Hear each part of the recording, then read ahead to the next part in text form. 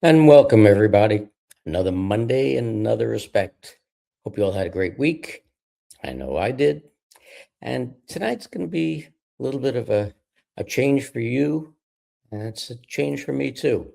Rather than having on a guest and interviewing them, tables will turn a little bit, and I'm going to be the guest being interviewed by two lovely ladies from Australia. Their show called She's of Love. That's Claudia and her lovely daughter, Juliet. And they will be interviewing me and getting some information about me and about where I came from, how I got where I am, and all about my time in the MSM. So sit back, enjoy. I'll see you again at the end. All righty. Welcome, everybody, to She's of Love. This week we have a new guest on. We have Mark Abrahams, which is very, very exciting to always, well, we're very honored to have you, but we both look forward to these episodes because we get to hear a new story and all about, a new person. And so, yeah, I'm very honored and excited to have you on. Pleasure to be here. Well, we'll get started with the infamous question that we always ask, and that is, what is your awakening story? Well, it's a kind of a long and complicated story. I mean, I am by all means an old fart, and may not look it, but I've been around a long time, and was never a religious person, but definitely a spiritual person. Always believed in God, and never a political person. I always ran my life by the golden rule. I want people to treat me the way that they expect to be treated, and vice versa. Yeah. So it's really not a complicated thing. I spent 46 years in the fake news business.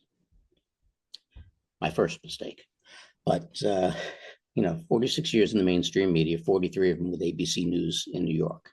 Right. Wow. So been there, done that. Mm-hmm. And it's one of those things where when I first started with them, and that was back in 1977. Wow. Oh yeah, I told you I'm an old fart. Yeah, and so you would have seen quite a bit. Yes. And I saw the actual changeover. Right. So it was a matter of, when I started, it still seemed as though we had journalists. Yes. And for most people who don't really understand, I mean, a journalist by nature, by job description, is supposed to ascertain the facts.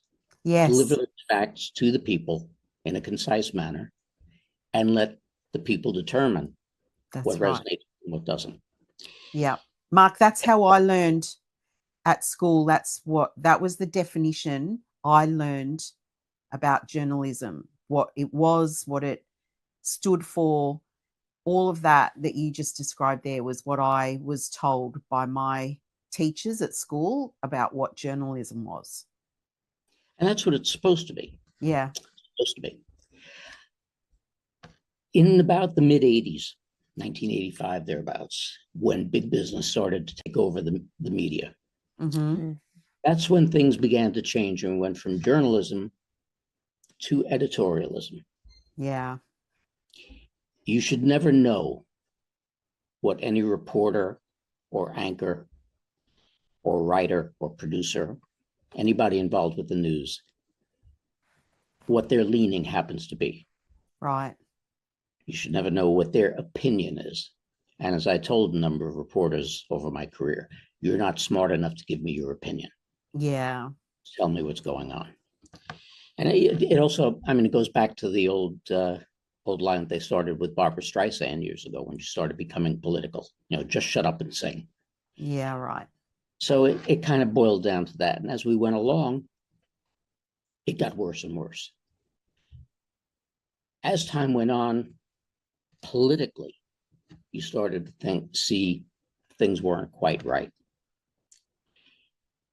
Then came 9/11. Mm. And in all honesty, I was supposed to be in the North Tower that day Right. because it was primary day in New York City.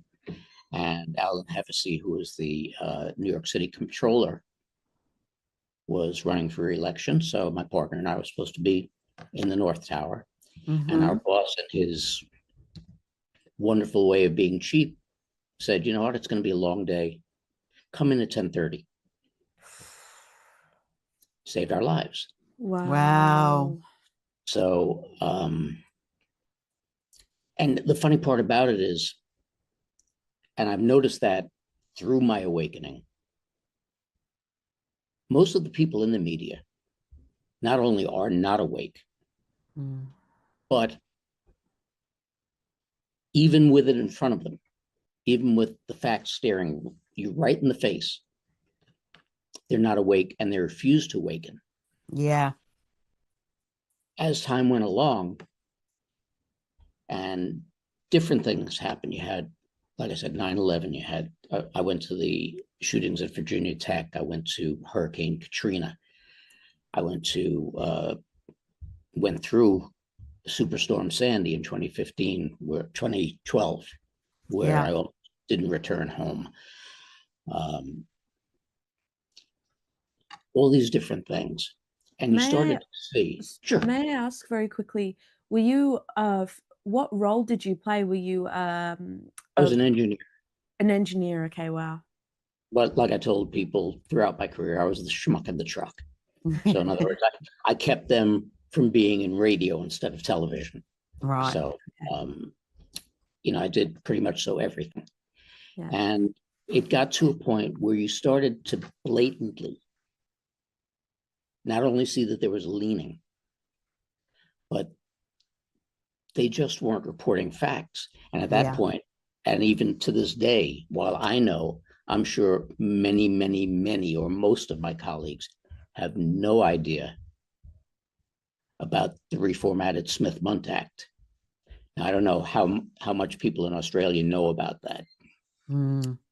Smith-Mundt Act was an act put forth by Congress back in 1948, I believe, which was to make sure that journalists were being journalists, that they were delivering the facts to the public and not putting out propaganda.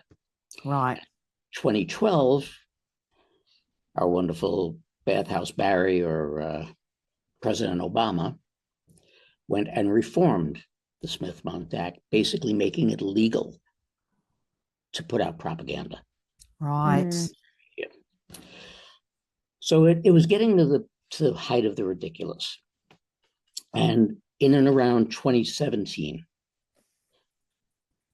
a good friend of ours in our area, who owned a store that we used to go to, was a low carb store in the neighborhood, was also awake. And we started talking, for the first time in 2016, I think I had covered every election night from the time that I started up until 2016. And I actually took vacation that week purposely because I didn't want to be involved in it. And my wife and I sat at home until 3:30 in the morning when it was announced that Trump had won. Right. Laughed our asses off. It was just wonderful. Yeah. So it was after that we were talking to this woman who we had been friendly with, and she started to tell us about different things that we weren't aware of, different podcasts, different channels, et cetera, that we weren't aware of. And it started with People's Talk Radio and the DNR and the Dong and all of that stuff. Then we learned about a podcaster by the name of Scott Mowry, who does the Miracles Intel call. And we started listening to him and Dave from X22 and a bunch of others. Oh, yeah. and became much, much more aware. The analogy that I've made over time recently, because we've become extremely awake. We attended a couple of the Reawaken America tours in New York, in America. And it's great being in and amongst people of your own mindset.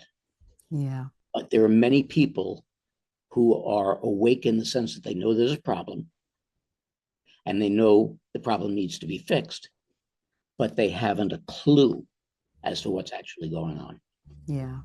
So you have a bunch of people like that. And that was mostly what we were dealing with. And eventually I started to realize that Dave from X22 was a lot more awake than he gave on the air, because he's playing his role and he's got to get some of the normies who aren't quite there yet and wake them up to some of what's going on. And there were different levels of it. So as I was listening to the Miracles Intel call, I noticed that Scott Mowry was having multiple progressive difficulties on the air, all technical. So finally I emailed him and said, listen, I can probably help you with your difficulties. Didn't get back to me. The following week, he went on the air, and halfway through the show, it was over. He just lost the signal and everything else.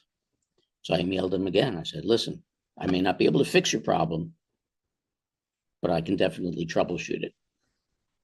Got back to me, took me about 5 minutes. Ended up producing the show from that point until about a year or so later. Kept him on the air and everything was great. After that, got involved with a couple of other podcasters. And then back in just before New Year's, or maybe around Thanksgiving of 2023, I got involved with listening to FCB.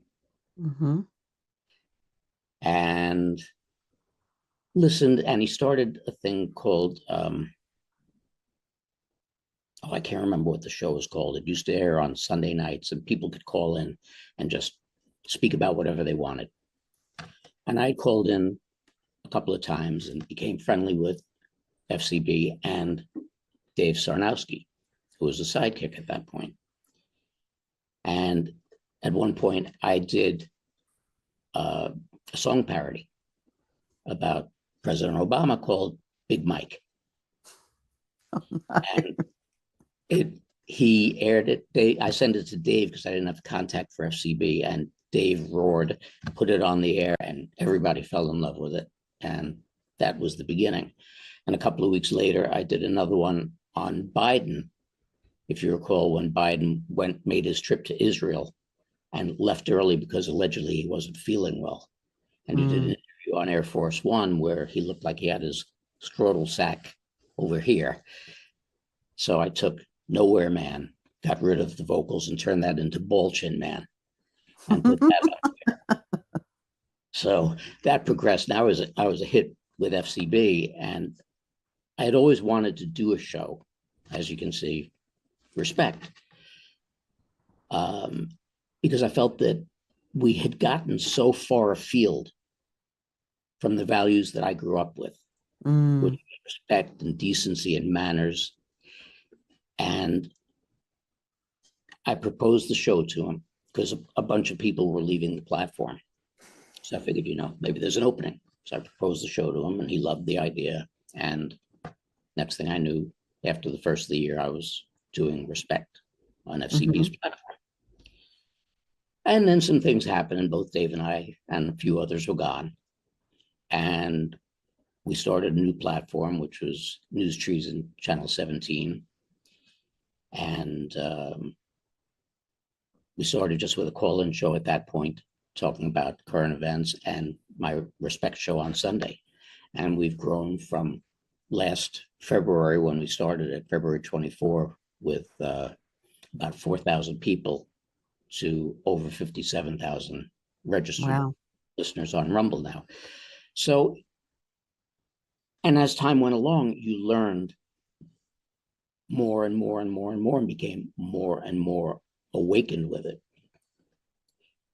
And a lot of what's gone on recently has just been more of an awakening as to how much, for me anyway, how much of it was a leaning toward, as President Trump would say, it's all about the children. Mm. And I took on a lot of, I did many shows about child trafficking. I had on Kathy O'Brien, I had on Rachel Vaughn, and a bunch of others. I had on Lieutenant Colonel Bosey, Wow. talking about child trafficking and, looking to remedy it and everything. So my awakening pretty much started in 2017, really awakening. I was awakened long before that, but really awakening then. And especially during that process, the other part, as I had mentioned with 9/11, during my career, I covered a bunch of implosions. Now, for those of you out there who don't know what an implosion is, when you watch hotels in Atlantic City or a building anywhere that has been sold and they want to take this high rise down, they position explosives inside the building that are potent enough to collapse the support structures in the building, and it falls down like a house of cards and just basically crumbles into itself. Mm-hmm. And when I look back, because on 9/11, we lost a good friend who was our transmitter guy up on the 110th story of the North Tower. And so things were pretty emotional. But when I look back at it without emotion, I went, those buildings were imploded. They were purposely taken down. And then you start to put two and two together and you say, yeah, okay, you've seen since 9/11 up until recently, especially in New York and everything, there were a whole bunch of bird strikes on planes, and they obliterated the nose of the plane. So how does this plane that can get its front end obliterated fly through a steel and concrete structure? Mm. And I was never, because of being an engineer, my mind couldn't grasp the thought of Operation Bluebeam being advanced to the point in 2001 that it could create an audio video hologram to Right. fool all those people. But there was no wreckage at the site. I had been down to the site numerous times. There was no wreckage there. You had people jumping out of the building. You had the fire and this and that and the other. The building collapsed. And yet the one thing that seemed to survive fully intact was the passport of one of the alleged hijackers. Mm. I don't think so. And then there It was, didn't add up to you. yeah, so there were a whole bunch of things. And I brought it up to some of my colleagues, especially some of them that I had worked with 9/11, who were very, very involved with it. And there was a video put out by 3 architects showing how virtually it was impossible. Yeah, I remember that video. Structure and all of the other building fires, et cetera, that had gone on. The buildings never collapsed. Gathered it all up, sent it to him, never even heard back.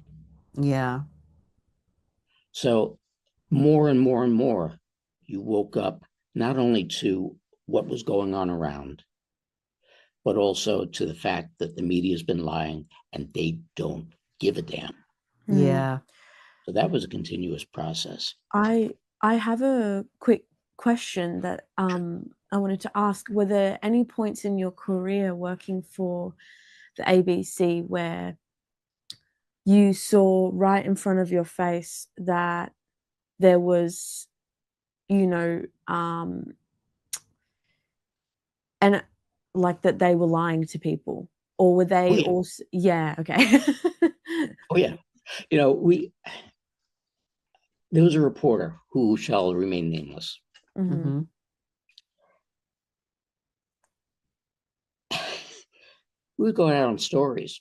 Now, doing what I did, especially as time went on and they were putting in more and more shows, et cetera, you shot, you drove the truck, you shot, you edited, you did the live shot, everything. You did everything except stick a broom up your butt and sweep when you went back and forth. And this one guy in particular, and not that it was exclusive to him, but this one guy in particular, I had coined the phrase, never let facts get in the way of a good story. Right. Because we would get back to the truck to edit, and he'd be recording his track. I go, what the hell are you talking about? That's not what the guy said. I don't have any video of what you're talking about. What story are you working? Yeah.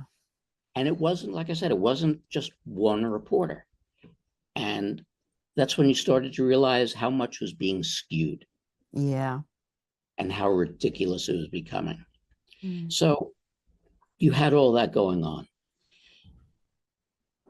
Then, like I said, from 2017 on, as I started to realize things, and after I retired, as I got more and more involved in everything that was going on,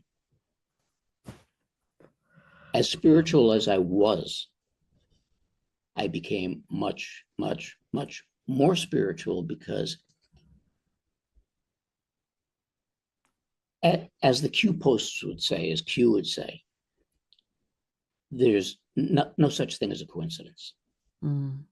How many times do things have to happen before mathematically it's impossible for it to be a coincidence? Mm. And there were too many people that I was being joined up with, too many people that I was meeting, too many people that I was getting introduced to and working with and sharing information with, that if God's hand wasn't in it, there just is no way in hell it would have happened. Yeah. Start to realize it more and more and more. And you know that, as you get to be my age, and you start to realize that, absolutely God's got a plan. And we may never know what that plan is. Mm. Or we may know and not understand it. Or we may know and say, that's BS. I don't agree with that. But there's a plan. Mm. And that plan will be followed. Whether you agree with it, whether you don't agree with it, we've all got our tasks. But there are things that are placed in front of you that couldn't possibly be a coincidence. Mm. So all of that was really my awakening into what's been going on, the involvement that I've had. I mean, like I said, I can't tell you the people that I met during my career, quote unquote celebrities, all the false idols that we praise. And you've got all of them. And very frankly, and I've said this to people ad nauseum, they all get up and put their pants on the same way that I do in the morning. There's nothing different about them. Yeah. But the people that I've met doing this, whose hearts are in the right place and don't get me wrong, there are a lot of people on alternative media who are just as bad as the MSM. Mm. And in the alternative media, there's no rating points. There's no Nielsen box in people's houses finding out how many people are watching a particular show at a particular time. You're just allegedly putting information out there. Mm. And you're putting out the truth, because you'll be judged eventually by that truth or that lack thereof. So there's a lot of that misinformation still out there. And people have to learn to discern and listen to everything and see again. like with a Yeah. journalist, what resonates with you, what doesn't. So having dealt with people like Kathy O'Brien and Rachel Vaughn and Laura Scott Hagerman and a bunch of others, and Mary Flynn O'Neill, Lieutenant Colonel Bosey, all of these people, most of whom, 10 years ago, who the hell are they? Mm. Yeah. But knowing them, dealing with them, being called friend by them is a whole other realm. Mm. And when you realize that you've gotten to that point, Mm. there's only one way that you could have gotten to that point. Yeah. So I have a question for you, Mark. You, at the beginning of our conversation, you mentioned that during your career as an engineer for ABC News, you saw the flip point happen between what journalism used to be, which is what I learned it was, to what it is today. You saw the point where it changed. Can you talk to us a little bit about what you saw, why you felt it had changed, and how Absolutely. it changed? I don't know what it is on the other side of the world.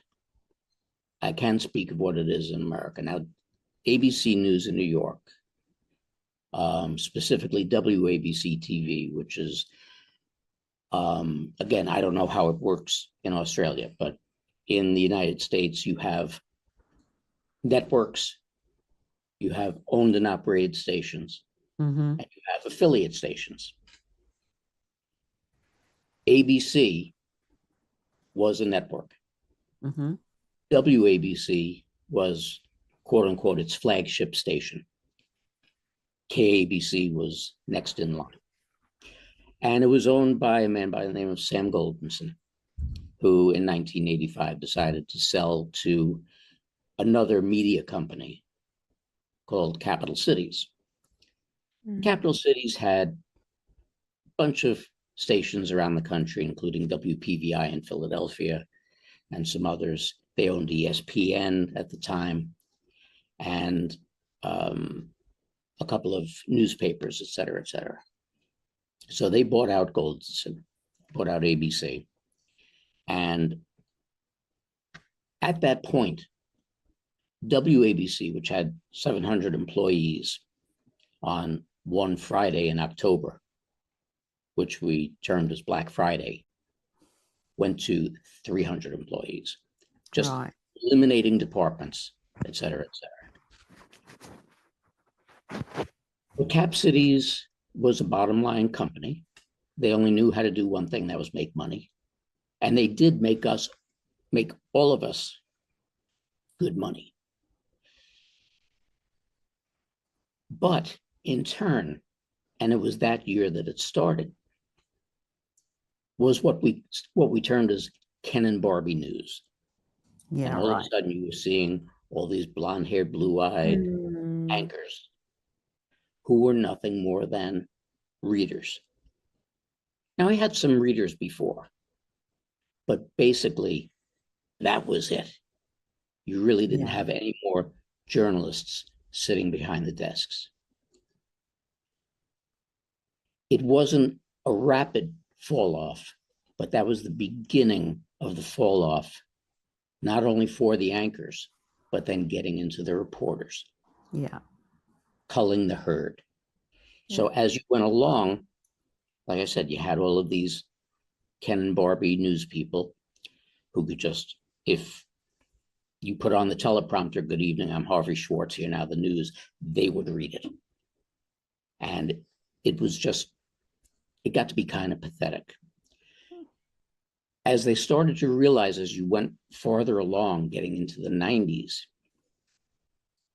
and cable was much more of an entity, and there were many more cable news stations. There were Mhm. competition now.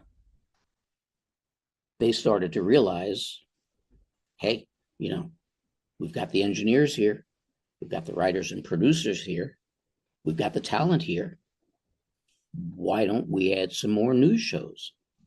We're already paying them. It's not going to cost us anymore. We sell one commercial, we've made money.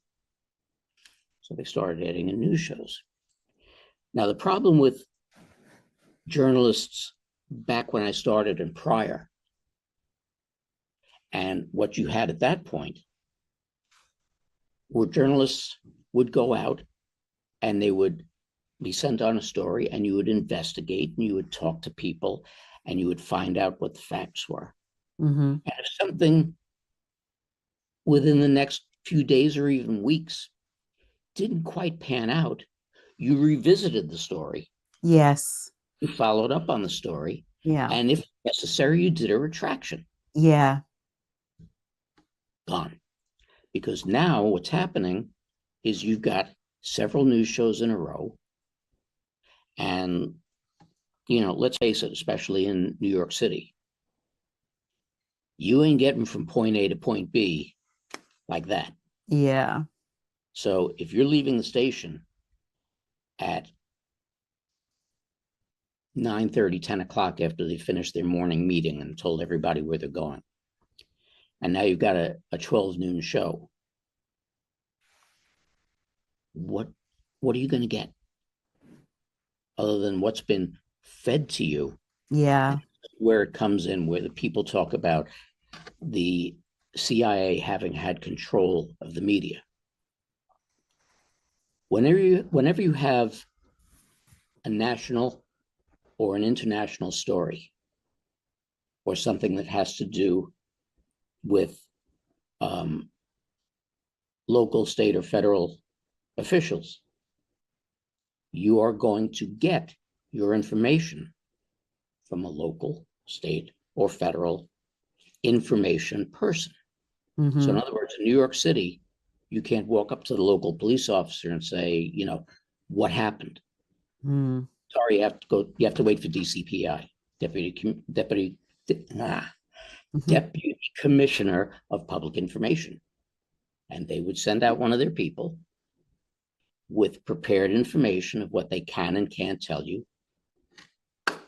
That's it. That's what you get. Right. So everybody now has the same exact thing. Yeah. You can do some follow-up with the locals and find out maybe a little more information, what happened, somebody who actually saw something. But otherwise, forget about it. Yeah. What was there, what you were given is what you got. And no one announced any of these changes. This was happening naturally over time. Well, not naturally, it was happening in a controlled manner over time. And You they have to weren't understand. informing the public about how things were changing. You have to understand, and I think I can with total assurance say this was global. Yes. Yeah. When the news came on, generationally, people had their favorite news show, Yes. and the parents would sit down and watch it, Yes. and the kids would sit down and watch it with them, because especially when I was growing up, you had only a couple of stations. Yeah. Sat down, you watched it until entertainment came on, but that's what you had, and it continued on. So just as easily as parents passed down religious opinions or religious beliefs, Yes. they did the same thing with the news. That's And right. that is where the brainwashing comes in. Yeah. Wash, rinse, repeat. Wash, Yeah. rinse, repeat. So how do you unbrainwash the public, as we're trying to do now? Yeah. Wash, rinse, repeat. Wash, rinse, repeat. But here, you're basically having these people act as buffoons and charlatans to get out there, and the people have to go, something's not right here. Yeah, but what I've found is people are so busy paying their bills, paying off their mortgage, worrying about money, worrying about raising their children, that they're not noticing the nuances around them. They're not realizing or caring enough Yeah. to realize that there is a change. There is that news. I stopped watching the news because I started to realize that, particularly here in Australia, my experience with network news was that it went from reporting things that are going on in the world and local things as well, because the local news was more what I was interested in, because that pertained to me. That was the closest, information to where I lived. To then being paid, like what I was seeing was paid advertising made into a news story on a current affair, and like all these, because we in Australia, we are obsessed with news and current affairs. It is huge business here. What is it? 60 Minutes Yeah, is massive as well. It's a huge business in Australia. And I stopped watching because I started to realize, growing up in the 70s and 80s that I did, I started to see the change. I started to see how is this news? These people have paid to come on this show to have their invention talked about, or to have, I don't know, some business idea explored on this show. And then I started to ask questions. Why is a current affair, like, why are these stories on a current affair now? And people were like, well, because they're paid. People pay to come on the show. Yeah. What frustrates me the most about, so I've grown up always very wary of the news, because Mum drilled it into me. Like, she never wanted me watching the news as a kid, because as I'm sure you're aware, at least in my lifetime, it's been very negative. Like everything, it's always negative. And so my mum was like, always turned off the news when I was awake in the morning before school. And I think I've grown up, I've never really watched much of the news. Like, I've definitely been informed and like I've watched bits and other pieces, ways. But not I've never really sat down in front of the TV and watched the news many times. It was never a daily ritual. It was never a daily it wasn't thing. part of our life. But growing up, obviously, I realized that there is value in the news, and that it was created for a very valid reason, and it's it's to inform. But what gets me riled up so much is, I've had conversations with people where I'm like, I hate the news. And I was, and when I say that, I in these conversations with people, it's in the context of these main news channels.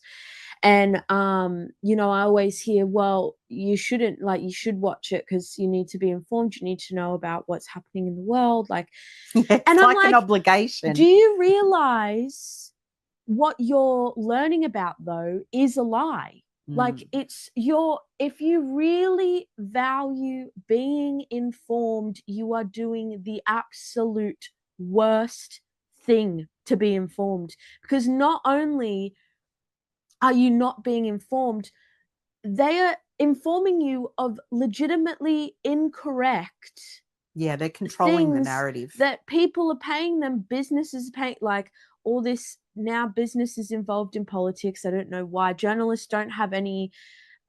Journalists ask celebrities for their political views instead of just making the articles themselves. Now it's all about asking celebrities what they think, and it's turned into, like, it's not the news anymore. It's big not business. The news, it's business. And I really love independent journalism. Like, that's where I try and get my sources from the most. And I love traveling, and I think it's one of the best ways to gain world news is and through knowledge, and knowledge. Yeah. And I think journalism now has become this big, like, New York time, you have to make it big and like be this big thing. I think we need to look at the independent journalists that aren't even journalists, didn't go, through uni or anything, but are just traveling. And,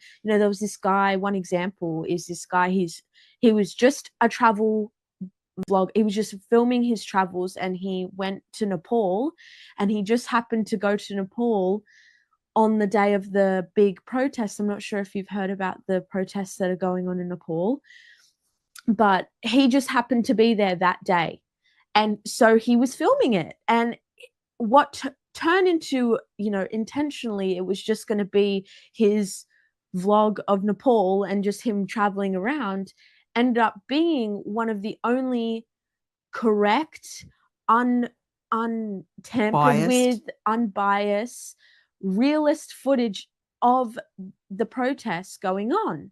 And it showed what the government was. I mean, he's running away from tear gas, there's gunshots going off, and like, it was the most chaotic video I've ever seen in my life. It was also quite hilarious a little bit, because he was this British guy, like, just going, "Oh, bollocks," to all the tear gas. And like, it was a great video, but it showed The it was truth. true journalism. It was journalism in its absolute most organic form.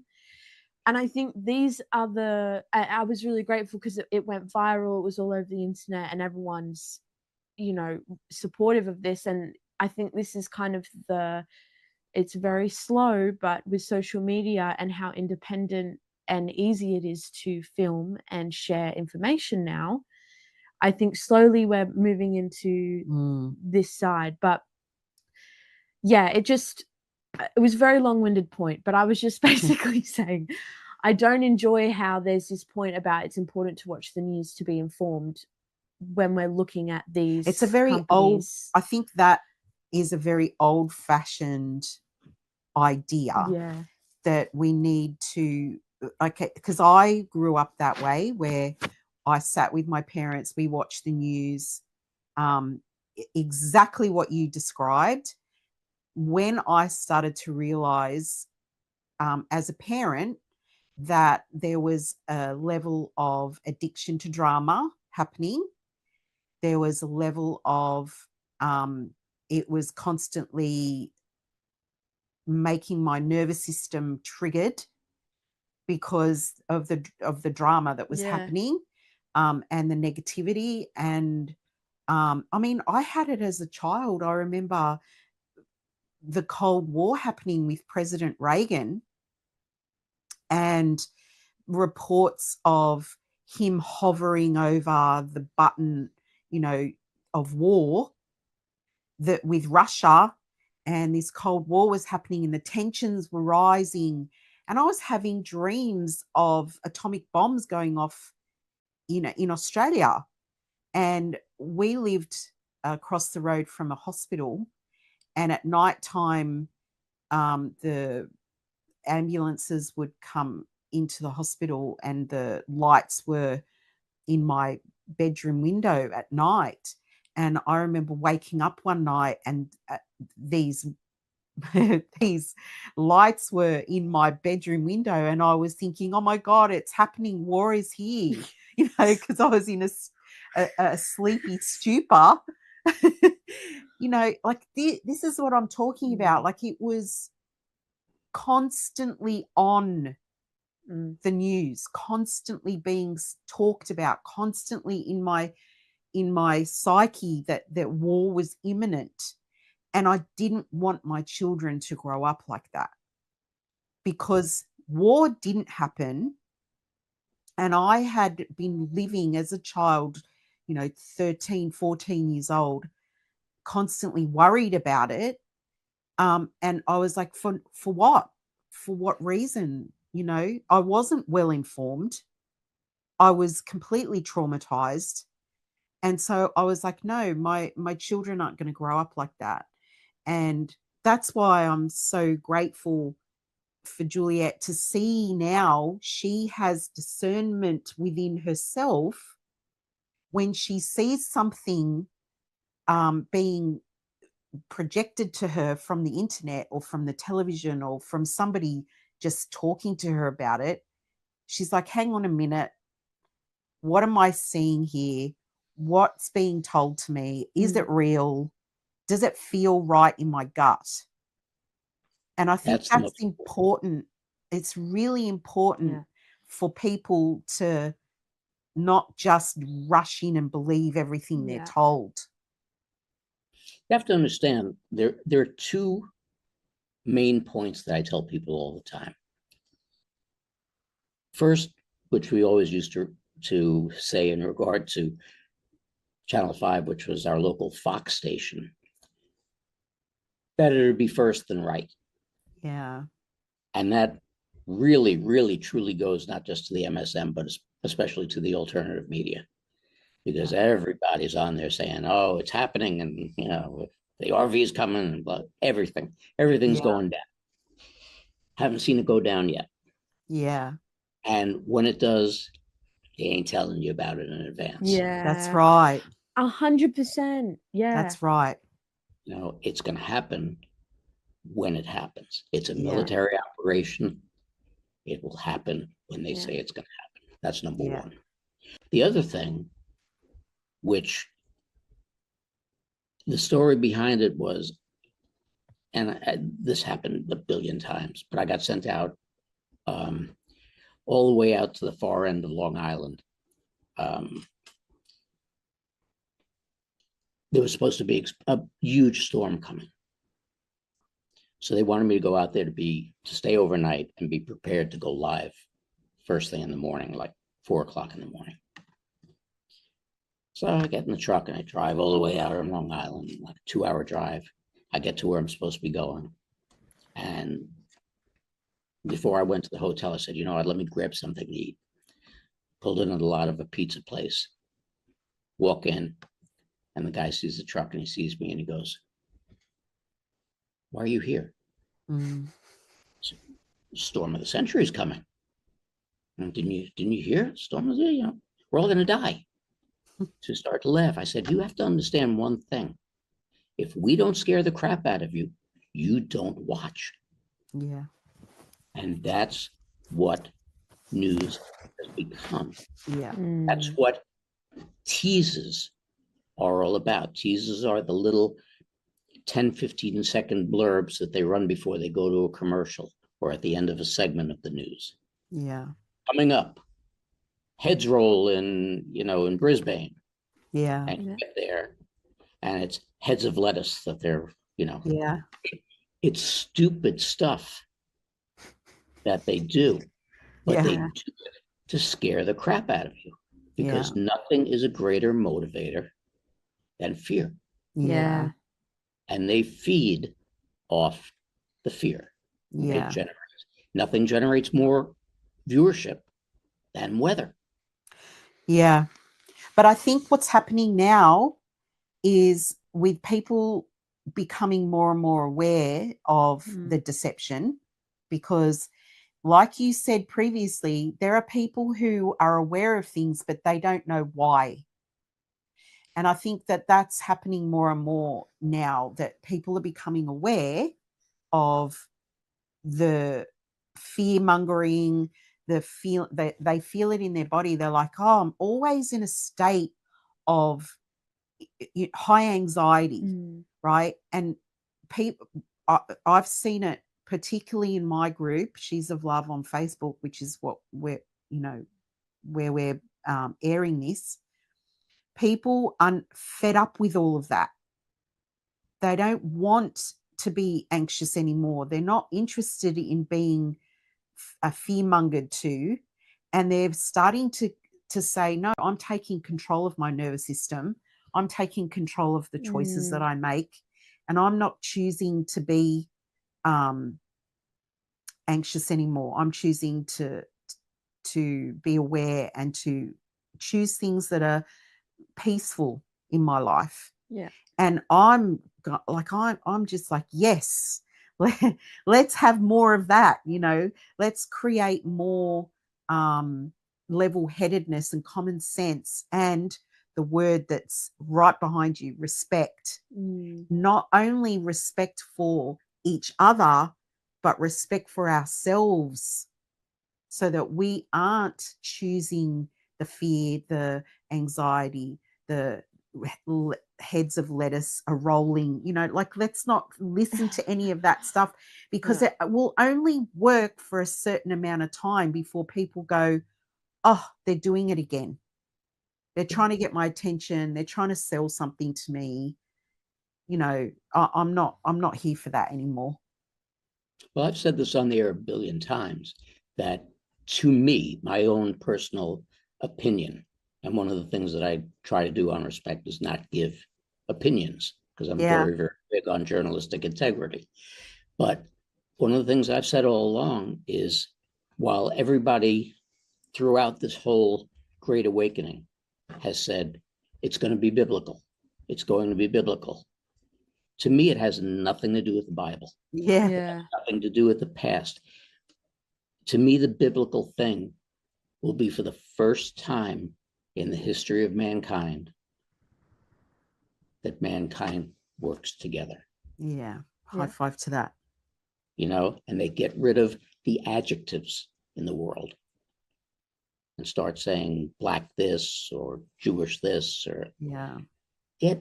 you don't need the adjectives. When Black Yeah. Lives Matter started, if you have to put black or any adjective before lives matter, Yeah. you got a problem.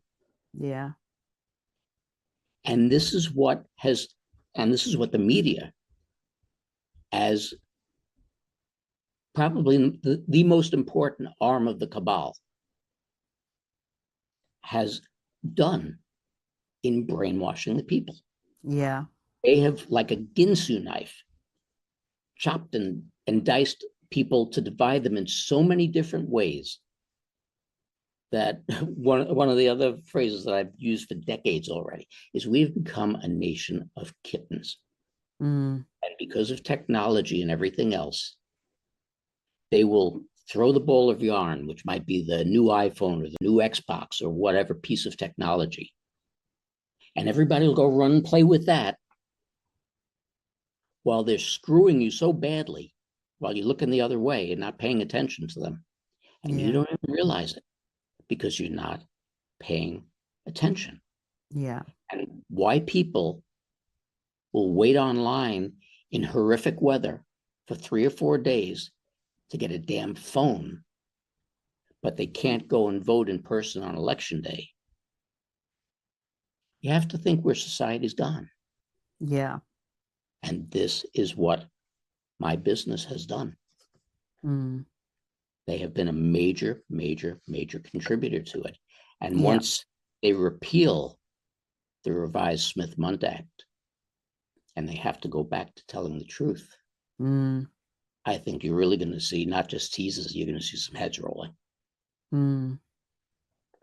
because people are going to start to realize how they've been lied to, how long they've been lied to, and the Mm. things they've been lied to about.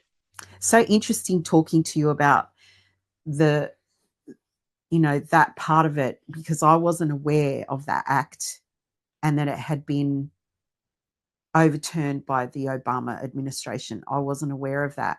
And that actually is, to me, very interesting, because that's actual proof. Mm. Because why would anyone want to report on something without the facts, or report on something that is closer to propaganda than it is to the truth? Why Not would closer Obama's administration do that? That's the question. It's, I hate to put it that way, but it's an inane question. Mhm. What has ruled the world since the beginning of time? Money and power. Yeah. And when you have the money and you have the power, you have the control. Yeah. What is the media? The media is the control mechanism. Yes. So if you can put out your agenda, like COVID, and make people think that they have to stand 6 feet apart from each other with masks on, in a restaurant, but when you sit down at your table and go to eat, you can take the mask off. When you get up to go to the bathroom, you gotta put the mask on again. But in the bathroom, you can take the mask off. How stupid are people? Serious. Mm. And it's amazing how It's between fear. 2020 and 2022, nobody died of cancer. Nobody died of a heart attack. Nobody died of a gunshot wound. They all Yeah. died of COVID. Yeah. This is what it enabled the powers that be to do. Yeah. Because you could lie about whatever the hell you want to lie about, and you're doing it with impunity because it's right there in the law. Yeah. And the Interesting. people are ignorant of it. Yeah. And ignorance is no excuse in the eyes of the law. That's right. Which is why we do this show. Wow. Thank you so much, Mark, for coming on with us today. Oh, And it's been a pleasure. I love this. Anytime that I get to do something honest and open with people who are honest and open, it's an absolute pleasure to me. and we would love for you to come back on again if you would agree to that. Absolutely. Okay, great. Wonderful. Wow. Do you want to take us out, Juliet? Yes. Well, thank you. Thank you, everybody, for watching. And I hope that you got as much out of this as we did. I've never spoken with anyone who's worked in journalism in New York. I feel like that's such a vital and interesting perspective. Yes. And very unique insight to everything that's going on. So I don't know, it was very interesting conversation, and I really value you coming on, and I'm very honored. Like, wow. So thank you so much. And we'll see you Thank next you. week, guys. Yeah. Welcome everybody to She's of Love. Welcome also Mark Abrams. Welcome back, I should say. We're honored to have you on the show once again. Last Honored to be episode, yes. Last episode you shared your awakening story, and Yes. I will say it's one of the most unique ones we've had on the show. Where was it CNN? What was or ABC. NBC? ABC. ABC. Yeah. So you worked for ABC as you were a cameraman and like As an a engineer. engineer. And the stories that you were telling of your work and how kind of behind the scenes it all runs. So interesting. I'll link it. Our last interview together. I'll put it in the comment section of this video so people can go back and watch it. Yeah, very entertaining. So and interesting. Interesting, yes. So Very entertaining. So this episode, we thought we would kind of take a deeper dive into that and talk more about the spiritual side and the spiritual growth that you would have had to go through to get to where you are now. Because it's very your perspective, your spiritual perspective. We're really interested to hear about that and how your awakening story grew you, and what happened after the years after, and how you got to where you are now. Well, I mean, it's been a pretty simple progression. When you work in the mainstream media for 46 years, and for most of that time, you know that they're lying to the people. They're misrepresenting the facts, and that, I'm sorry, it's seditious behavior. Yeah. Then it only got exacerbated by the fact that in 2012, Obama put through, there was an old law called the Smith-Mundt Act that was put in place, I believe, in 1948 to prevent the media from putting out propaganda. Right. Obama took a step forward and put put out the Smith-Mundt Modernization Act, which in black and white allowed you to put out propaganda. All right. That's an abuse of the First Amendment, and it's also lying to the general public. And when you're putting out an agenda and you're putting out pointed anti-government propaganda, that's seditious behavior. That's treason. So I had just come back from the White House, and I had hoped that there would have been a press conference that I could have gotten into, but unfortunately, my luck, there were none for the 2 days that I was up there. But I wanted to ask, when are the general reporters going to be held accountable, including in a Nuremberg type of manner, for the seditious behavior that they have exhibited? Yeah, I'd like to know that too myself. Well, you know, when you set out purposely to deceive people, that's how we got where we are. Yeah. And the problem is that people, mostly through the media, became so brainwashed that they believed everything they were told, which only allowed the governments to gain more control. Because now you had a bunch of, you know, when I grew up, they called the TV the boob tube, the idiot box. Yeah, the idiot box. Yeah. And that's exactly what it was. And we had a whole bunch of idiots sitting there watching the guy in the shirt and tie every night tell you what was. Yeah. And it's the same here in Australia. We talk about it all the time because we don't watch television anymore.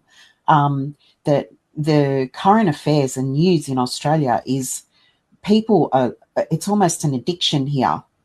People love it. They watch it. We have so many news channels. We have so many news programs. We have news wrapped up as, commentary. We have news wrapped up as like secret advertising. They have a channel, a show where they will, it's a current affairs show, but really all it is advertising for companies who will pay big bucks to be on that show. And people watch it. And they're not asking the questions, what's going on here? Why am I seeing this on television? People don't ask it. They just consume it and consume it and consume it. Well, and this is a generational thing now. Yeah. You know, when you figure that TV really came out in a mainstream manner back in 1948. Yeah. So you're talking almost 80 years. And in those 80 years, what I might have said it the last time that we were together, but I'd like to explain it to people all the time. There's a difference between journalism, which is ascertaining facts and delivering those facts to the public, and then you hope that the public is smart enough to listen to it, absorb it, and if it resonates with them, believe it, and if it doesn't, then move on to something else. Yeah. But it's gone from journalism to editorialism. Yeah, that's exactly right. Right. And that's what they do. They editorialize, and editorializing is inserting your opinion. And that was during the Obama administration? Long before that. Long before that. When big business stepped in and took over the media. Yeah. That's when it happened. Because what a lot of people believed about the media and what a lot of the alternative media channels have put out there is, the CIA has always been involved in the media. Having worked in the business, I don't believe that. The rationale, though, is somewhat correct. Because when you do a local, state, or federal, or international story that has to do with politics, there's only one place that you're going to get that information, and that is from somebody in the government. Yeah. At that point, I do believe that it was being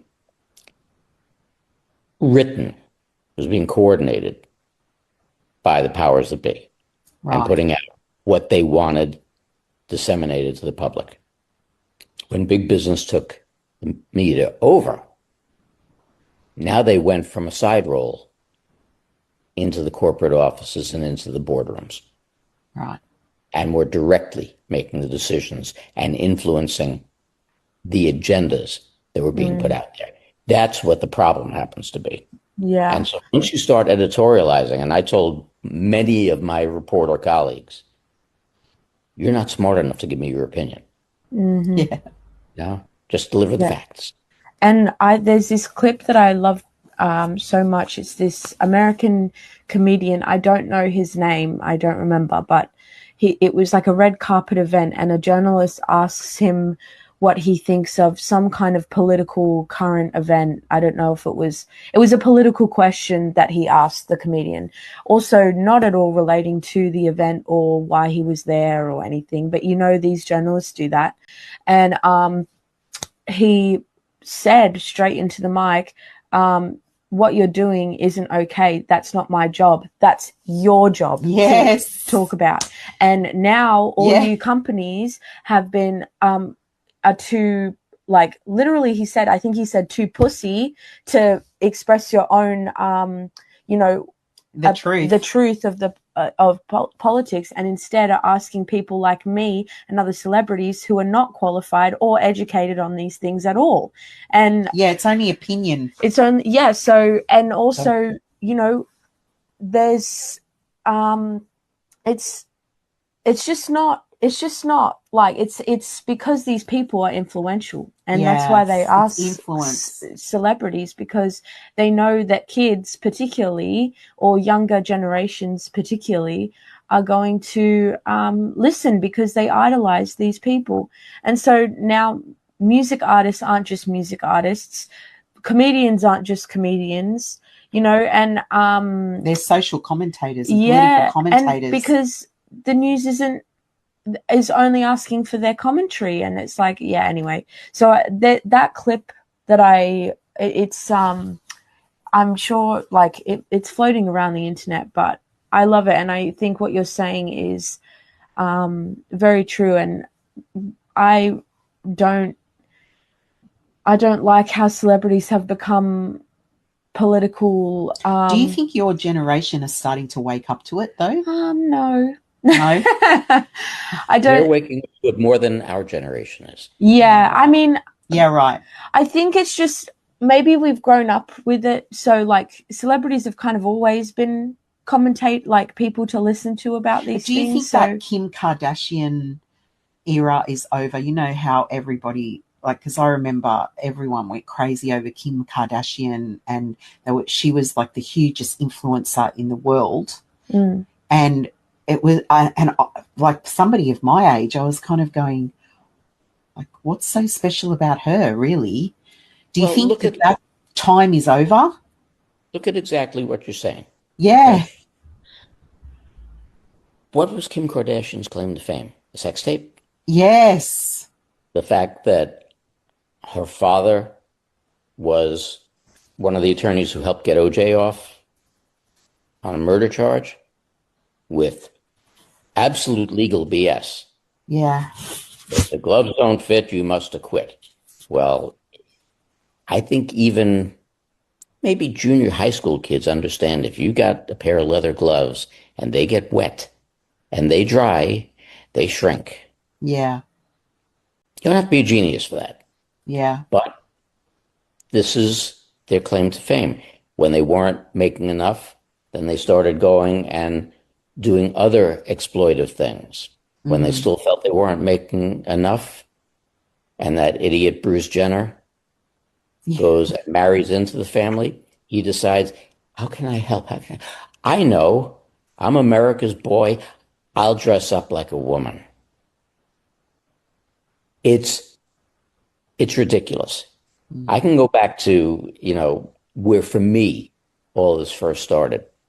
And that was the first time when I heard somebody say, and it was in regard to Barbra Streisand, who I, for the life of me, just can't stomach in any way, shape, manner, or form. But somebody used the phrase, Just shut up and sing.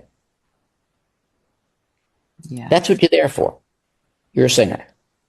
If I thought you were smart enough to give me your opinion about this, I'd ask you. I'm not. Mhm. And that's why I got, again, as we get into the spiritual aspect of things, there are a bunch of things in modern society. And this happened when I was still working. There were trigger points. And when you look at somebody like in our country with Colin Kaepernick, the football player, I have no problem with anybody's right to protest, Mhm. except if you're doing it on my time and on my dime. Mm. And when you had a player every Sunday on camera taking the team to a knee when the national anthem's being played, you get virtually 4 days off a week. Go take out the permits, go stand on a street corner, have the biggest rally you want, and say how bad America is. But when more than 50% of the country is patriotic and they turn on the TV to watch a game, you are now insulting more than 50% of the country. And I think the reason that it's turned itself around is because of how much money the NFL, Major League Baseball, and other sports have lost because people said, screw this, I'm not going to watch, I'm not going to go to the games, I'm not going to pay. So for Australian viewers and people who aren't aware of that, what you're talking about, I gather what you're saying is that they were protesting against America. But can you explain what taking the knee, what it meant, and what that incident was? I don't know Australia's national anthem, but for argument's sake, in Britain, it's God Save the Queen, and, in the United States, it's the Star Spangled Banner. And when they would play it before, at the beginning of almost every single sporting event that you would attend. And so what became fashionable, because they felt that blacks were being treated poorly and this and that and the other. Mind you, while these guys are making multiple millions of dollars for catching a pigskin, they would go, rather than standing up, either with their hands over their hearts or with their helmets off, that, would take a knee in protest. Right. First of all, this is the country that's allowing you the right to protest. Yeah. Secondly, this is the country that is allowing you to throw and catch a ball and make millions of dollars. Yeah, right. This is the country that's giving you notoriety, and you're spitting in the face of more than 50% of the people who give you that notoriety. Yeah, right. So these were like trigger points for me. So what you're saying is it's inappropriate timing, that he has the right to protest. Absolutely. In his own time, but don't do it on national television. Was this the African American player that was doing it? But the big afro and the huge nose.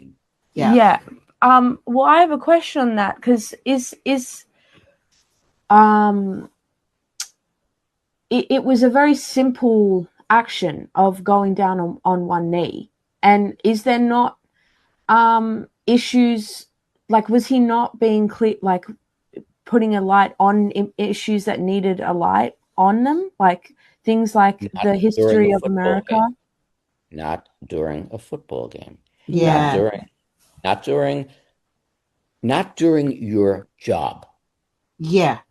If I went out to cover a story and started ranting and raving about how unfairly I thought the media was treating the public, or how badly I felt ABC was treating me, or anything else, how long do you think I'd last at that job? Yeah, that's right. Okay? So You he was hijacking the attention that he was getting to play football for his own agenda. Yep. Yeah. not even giving consideration to the fact, like I said, that more than half of the audience that watches football is patriotic. Right.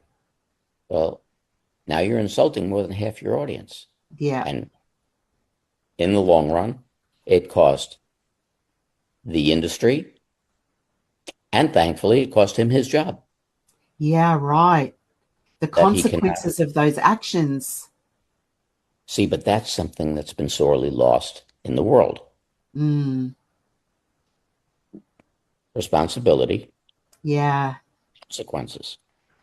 But You know, I have one other question with that, because what I see is there were other times that happened like this, where with Sinead O'Connor on television, where she tore up a picture of the Pope Mm, to call. But is that not? I feel like that's on a very similar level. I mean, there was yes. very similar consequences and where did faced, Sinead but O'Connor both go? just as important. What was that, And Mark? where's Sinead O'Connor now? Oh, Yeah. yes. Yeah, Okay. It destroyed her career. yeah. But it did with him too, with the football Yes. player. Yeah. Yes. But in the meantime, Sinead O'Connor did that. It was on Saturday Night Live, I think, right? Yeah, As a something like that. guest star or guest host or something. But she did it, and it was a one-time thing, and it destroyed her career. Yeah.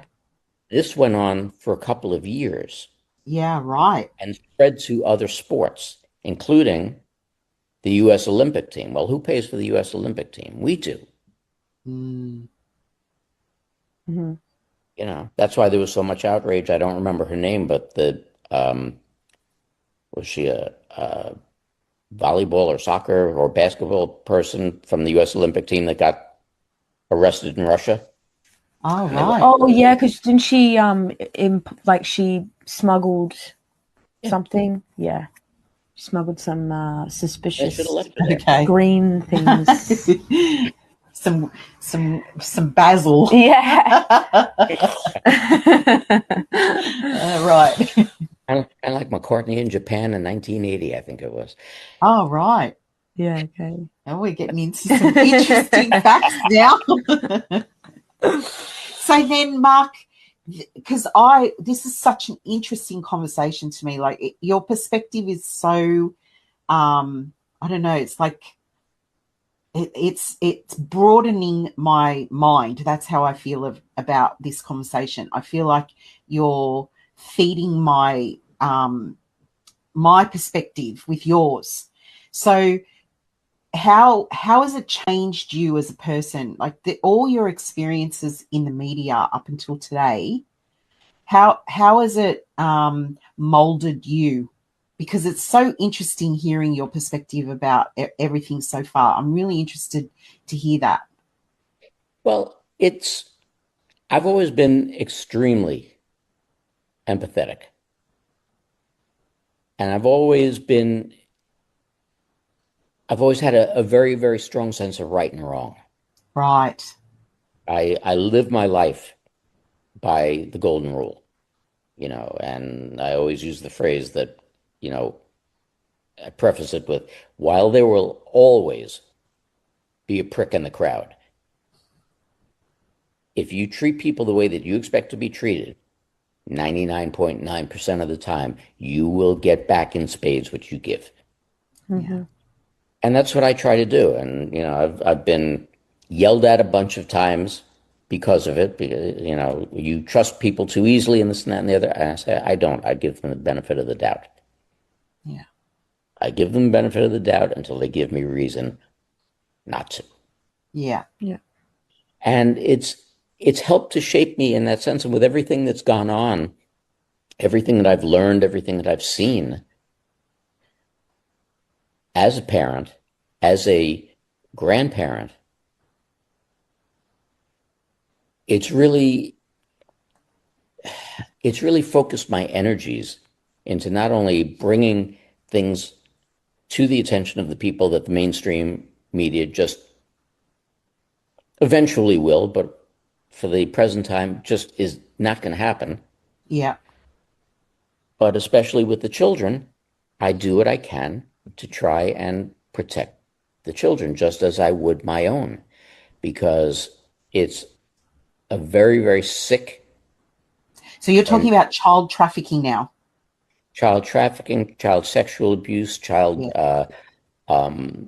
slave trading, Yeah. child organ harvesting, Wow. adrenochrome harvesting, all of those things Yeah. all fall under the category of child abuse. Yes. And I go back to what I heard as a kid, pick on somebody your own size and let's see how tough you are. Yeah. And it takes a very, very, very twisted mind to do these type of things. But one of the things that I've learned throughout my career and throughout retirement is that it's also a progression, that people who gain money, it's funny because my father had a retail appliance business when I was growing up. So I grew up in the store from the time that I was 5 years old, helping customers and checking, it shows you how old I am, checking tubes and things like that.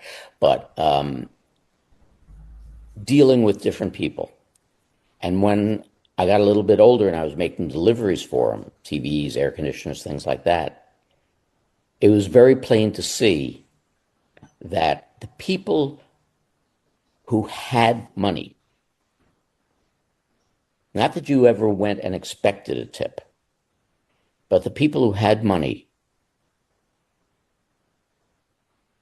go, we don't need a tip. You're nothing.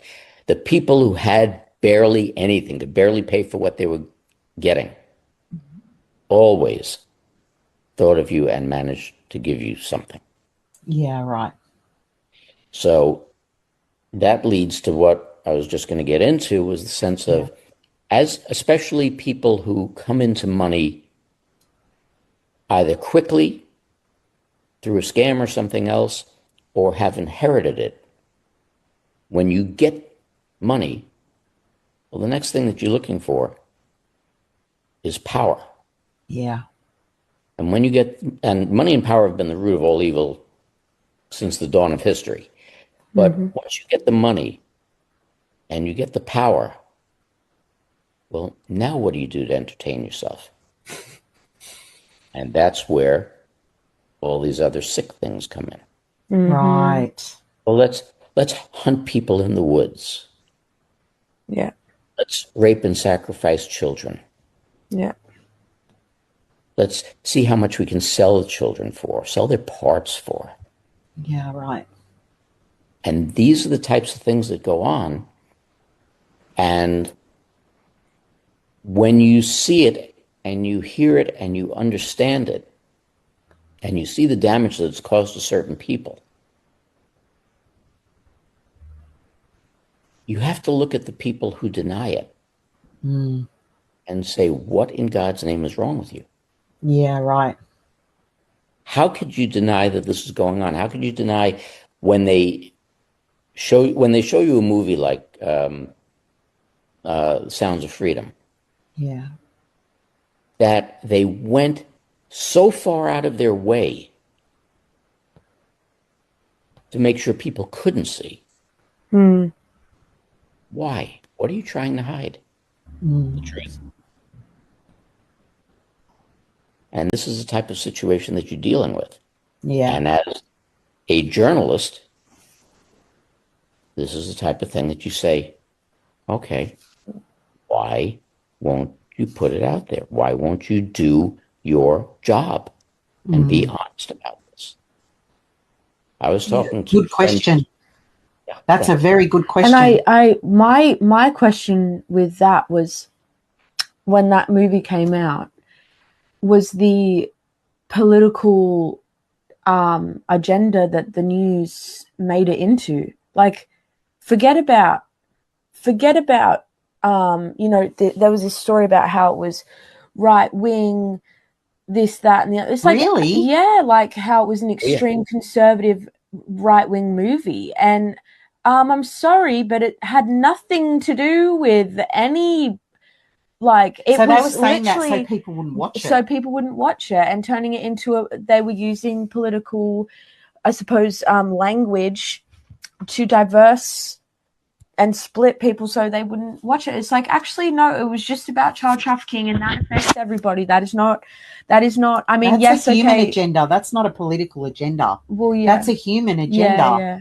And that was my issue with it, because we know, like, we all know that right now in the political space, it's very divisive. And it breaks my heart, because I think it's all the problems are the same on both sides. Like, it's two sides of the same coin, and We've had arguments over political stuff. Yeah. And we've argued with friends and family over political stuff. And it's like it's so easy to take a side and get drawn into the chaos and into the arguing and take, and then you kind of like go, what are we doing? We are on the same side. We want the same things. Why are we defending this person that we don't even know? Why are we defending that person that we don't even know? It's a very easy path to take when you're arguing over this stuff. I think that's why we need things like this movie to show that, I'm sorry, but like, this is more. We need to rise above, because it affects everyone, and it affects it also, using what I found particularly disgusting about the media with this movie was using an American political agenda to about something that wasn't even in America. Like, it was America, but not not United States. And it was but it was, the whole focus was on Tim Ballard, who was the former Homeland Security agent, who kind of went rogue to try and rescue these kids. It was that type of a situation. But I want to ask you a question now, and give you something to think about in regard to that. Yeah, please do. Why do you think all of these politicians, all of these alleged journalists,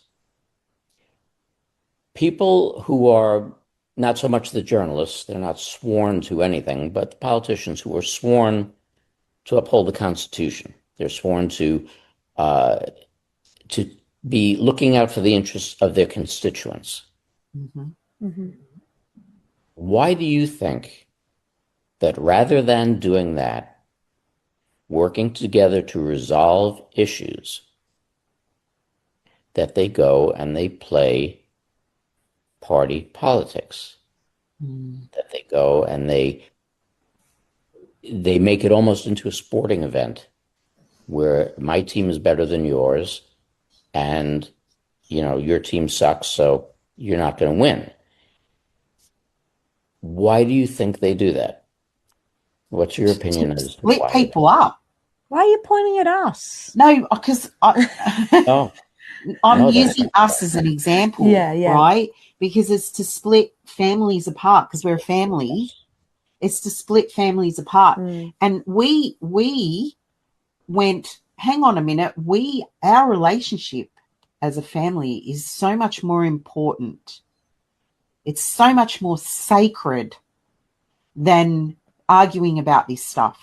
I mean, it's only been, we argued maybe 1 or 2 times about it, but we caught ourselves doing it and said, hang on a minute, this is not right. You're my family. Like, you're more important to me than any argument about politics or about some guy living in America that I don't even know who he is. So I think that that's why they do it, is so people can take a side and argue with themselves. My side's better than yours. I'm blue, I'm red. It's so people will split. Get angry with each other. One of my favorite songs is by an artist called Jesse Wells, and it's called Red, the song. And I think so he sings about, like, I recommend that anybody watching listen to it because it's amazing. And one of my favorite lines is that the like if we keep going this direction, that in the war that it is going to create, the hippies and the cowboys are going to be on the same side and love each other. Like the fascists and the Marxists are going to love each other, and we're all going to forget how, like we're going to forget these ideas and join together, because it's if we keep going the way that we are, we're going to realize how stupid it is, essentially. Right. I love that perspective. Yeah, and I really love this song because it's so true. And we all I think if we talk to, the people level, the individual level, a lot of us really do want the same thing. And we do. It's all... We do. And we were like, why are we arguing about this when we want the same thing? We want to end up in the same place, and we're arguing about it. It's not rocket science. Yeah. But facts being what they are, and I've referred to my business as the sharpest tool in the cabal's toolbox. 100%. Because how else are you going to spread division, hatred, and misrepresentation faster, farther, and wider than through the mainstream media?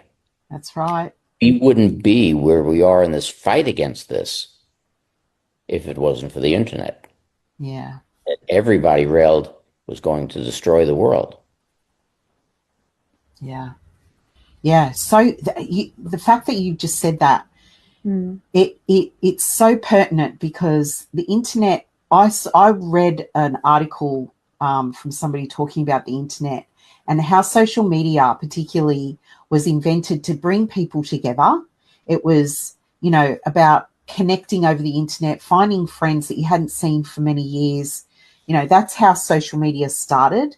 And now it's turned into this camp. That's your camp. This is my camp. It's divided people through their opinions, through their experiences, and it's actually a device for division now.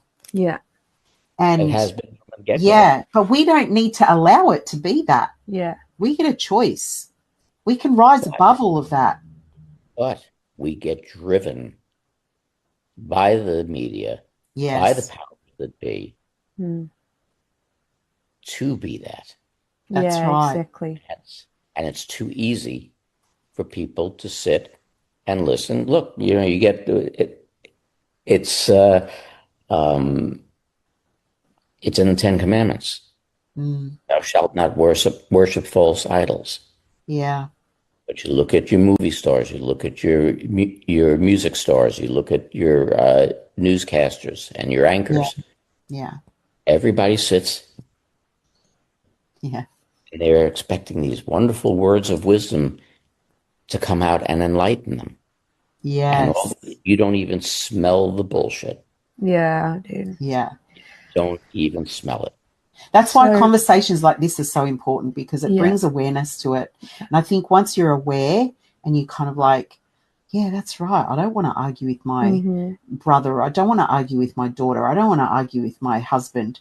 And, and you go, that I'm being controlled. I'm being manipulated by these players on the screen. Which leads me to Mark, because we're coming to time now. Yeah.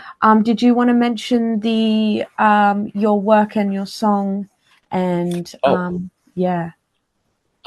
Sure, I can do that. Like I said, I've been so wrapped up with the children and with child trafficking and everything else, and dealing with people like Kathy O'Brien and in your country, Rachel Vaughn, and that one of the things that evidently you guys also knew about and you've heard about is called ARC training. And the purpose of ARC training is to recognize, rescue, and rehabilitate these trafficked children. Recognize that they are in danger, rescuing them from the situation and then putting them in a safe place where they can specialized training will be able to help rehabilitate them. Yeah. Now, I did a show about 2 months ago with Tina Baz and Baz, who run the ARC training, created the ARC training, and they run it. And they were going to be doing ARC training in my area. And I raised about a little over $8,000 to get, I think, I forget exactly how many people trained. And they had a pretty successful thing. And then I had also written and completed a song just a couple of weeks ago called Who Saves the Children? I'm going to be using as one of the intros in Respect.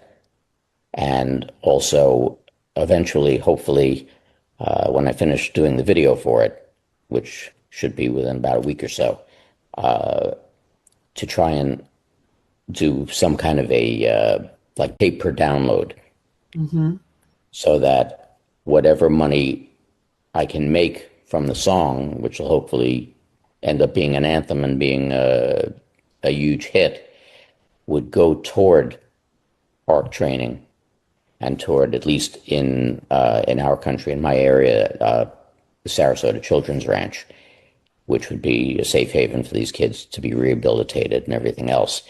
So, and I'm actually going to contact Rachel again and contact Lieutenant Colonel Bosey and see if we can do another show, this time with the two of them, exposing child trafficking in the land of Oz, and possibly start raising money for ARC training in Australia and creating a safe zone rehab for the kids there. Yeah, 'Cause that's amazing. what's really near and dear to my heart. And as I said to you before, as a parent and grandparent, anybody as a parent or grandparent, how that couldn't rip your heart out. Yeah, of course. You don't have one if it doesn't. Yeah. And so is the song ready to download yet?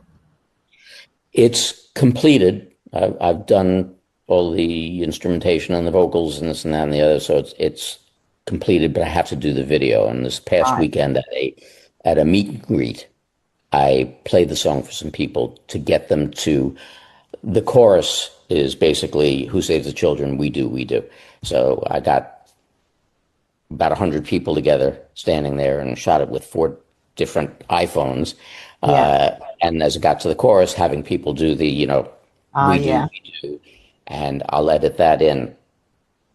So, and whatever named people I can get to show their faces doing the same thing, I'm going to do and put it in. And once the video's done, I'm hoping to premiere it on my show on the 21st. Okay, And then, great. Watch and out then for from that. there, Yeah. I'm looking forward to it. I'm really looking forward to it. It's a labor of love, but I'm more so concerned, like I said, if we can raise the money to fund the ranch, That's right.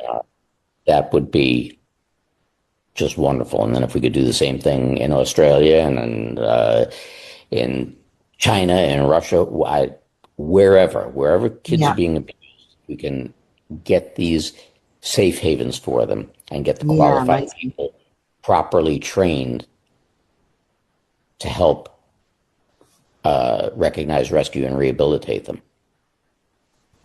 Amazing. Happy man. Yes. Thank you so much for coming on with us today, Mark. Well, it's been an honor. It's always a pleasure. You guys are great. Thank you. Thank you. And hopefully we'll see you again. Yes. We'll invite you back on, and we'll update everybody. Yes. Absolutely. Alrighty. Thank you. Thank See you you. guys. Thanks again. Well, I hope you guys enjoyed watching that as much as I enjoyed doing that. They're really great people. You should go and check out She's of Love on Facebook. Anyway, I hope you had a good time.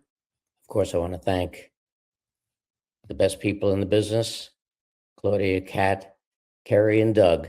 Without them, it would just be me sitting here, well, at least right now, talking to just you guys. So thanks again for tuning in. We'll be back again next week with another Respect, which will have some news and a few surprises in it. But being that we'll be in April and it's getting close to that time of year, I'll have a return of my friend Payman Motaheda from Freedom Law School talking about the IRS and tax laws. I think that's some very interesting information that you're all going to need in the upcoming couple of weeks. So hope you all have a great week, and we'll see you again next week on Respect. Good night, everybody.